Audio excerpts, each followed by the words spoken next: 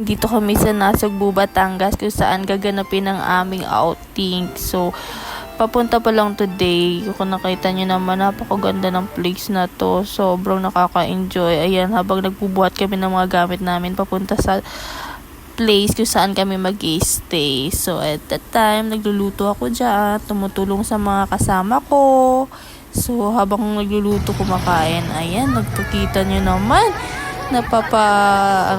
Papasayo ako sa ganda ng place dito kasi tingnan nyo naman, yung alon pa lang, napaka-relax. So, ayan, ma-aura lang ako dyan, aura-aura lang. Ayan, si ate mo padaan-daan lang sa dagat. So, habang naaga-aura, so sabay, nagpipicture na rin ako that time para may picture. So, naisipan pala namin sumakay sa banana boat. So, kasama ko dyan yung mga ka-team ko.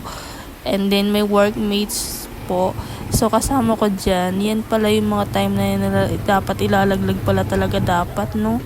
Sa banana boat. Required talaga kasi na malaglag. So, sobrang sarap din talaga sa feeling yan. So, nakaka-enjoy, nakaka-relax. Yun lamang po. Thank you!